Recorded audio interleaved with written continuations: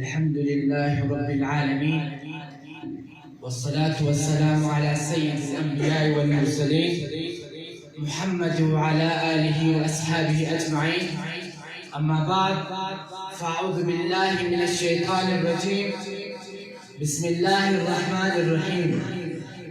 وما أرسلناك إلا كافة للناس بشيرا ونذيرا ولكن أكثر الناس لا يعلمون. صدق الله العظيم وصدق رسوله النبي الكريم. أما بعد سارے دروں کو چھوڑ کر ایک در پہ پڑھ کے دیکھ، سارے دروں کو چھوڑ کر ایک در پہ پڑھ کے دیکھ، پانی ضرور نکلے گا ایڑی رگڑ کے دیکھ. کوئی بولہب نہ مٹائے گا تجھے، کوئی بولہب نہ مٹائے گا تجھے، نادان میرے رسول کا دامن پکڑ کے دیکھ. میرے محترم اساتذہ اکرام، مہمانان گرامی، منصفین اعظام اور میرے ہم مکتب ساتھیوں، السلام علیکم ورحمۃ اللہ وبرکاتہ. آج کی اس پروقار سدا بہار تقریب میں چند معروضات سخن اپنے لبوں کی زینت بنا کر حاضر ہوا ہوں. جس موضوع پر لب کشائی کرنے کی سعادت حاصل کر رہا ہوں وہ شان مصطفیٰ صلی اللہ علیہ وسلم کی گواہی کے عنوان سے معنون ہے.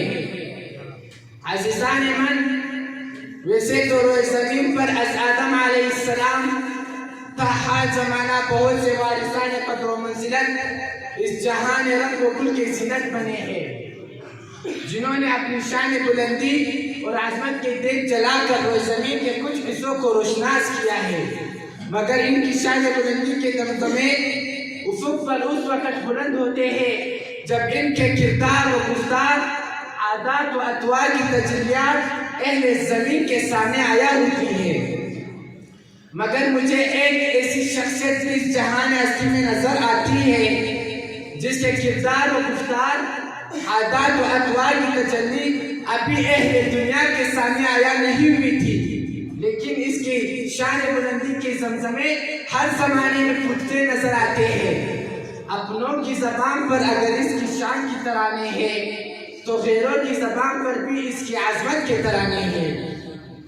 حکیم الامت حضرت مولانا اشرف علی تھانوی رحمۃ اللہ علیہ اپنی معناز تصنیف نشر الطیب میں نقل کرتے ہیں کہ جب حضرت آدم علیہ السلام نے حضرت محمد مصطفیٰ صلی اللہ علیہ وسلم کا نام گرامی عرش پر لکھا ہوا دیکھا تو رب ذوالجلال نے فرمایا، اے آدم، اگر محمد نہ ہوتے تو میں تم کو بھی پیدا نہ کرتا.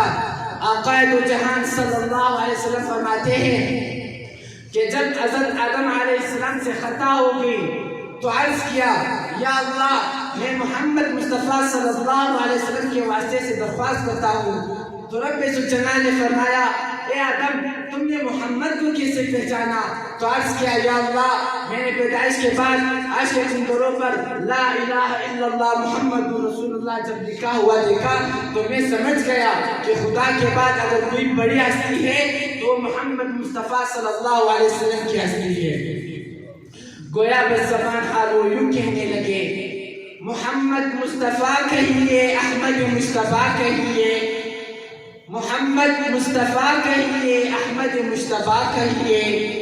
خدا کے بعد بس وہ ہے، پھر ان کے بعد کیا کہے. گرامی قدر احباب، خلاق عالم نے اپنے محبوب سے وعدہ فرمایا تھا، وَرَفَعْنَا لَكَ ذِكْرَكَ. محبوب، آپ کی شان علو اور عظمت کا پورا ہم پورے کائنات میں بلند کریں گے. پھر چشم فلک نے نظارہ کیا ہے کہ کبھی کنکریا اشہد اللہ الہ الا اللہ و اشہد ان محمد عبدہ و رسولہ کی صدائے لگا کر اس آقا کی شان بلندی کی گواہی دیتی ہے. آقا دو جہان صلی اللہ علیہ وسلم فرماتے ہیں، میں اس پتھر کو بھی جانتا ہوں جو مجھے سلام کیا کرتا تھا. جی ہاں، مجھے وہ درخت بھی نظر آئے ہیں جنہوں نے جھک جھک کر آقا صلی اللہ علیہ وسلم کی قدم نویسی کا شرف حاصل کر کے ان کی شان کی گواہی دی ہے. درختوں نے تنوں کے بل چل چل کر ان کی آواز پر لبیک کہا ہے. جی ہاں میں نے نگاہ بصیرت اٹھا کر افق کی جانب غور کیا ہے تو مجھے وہ بادل بھی نظر آیا ہے جو دوپہر کی سخت گرمی میں آقا دو جہان صلی اللہ علیہ وسلم پر سایہ فکن نظر آتا ہے. مجھے وہ چمکتا ہوا دلکش حسین بھی چاند بھی نظر آیا ہے جس نے آقا صلی اللہ علیہ وسلم کی انگلی کے ایک اشارے پر 2 ٹکڑوں میں تقسیم ہو کر اس کی شان کی گواہی دی ہے. روئے کائنات میں بسنے والے جس مخلوق کو میں نے دیکھا ہے وہ آقا دو جہان صلی اللہ علیہ وسلم کے سانے سرخم تسلیم نظر آئے ہیں اور اس جہان رنگ و گل کی وہ زینت بنتے ہیں کہ کبھی قدم قدم پہ برکتیں نفس نفس پر رحمتیں جہاں جہاں سے وہ شفیع آسیاں گزر گیا جہاں نظر نہیں پڑی وہاں ہے رات آج تک وہی سحر ہوئی جہاں جہاں گزر گیا. گرامی قدر احباب گردش دوران میں بہت سے تغیرات اور تبدیلات نے جنم لیا ہے اور بہت سارے تغیرات نے جنم لیا ہے. میں اعدائے نبوت سے صرف ایک التجا کروں گا دل بیدار پیدا کر کے خوابیدہ ہے جب تک دل بیدار پیدا کر کے خوابیدہ ہے جب تک نہ تیری طرف ہے کاری نہ میری طرف ہے کاری. وآخر دعوانا الحمدللہ رب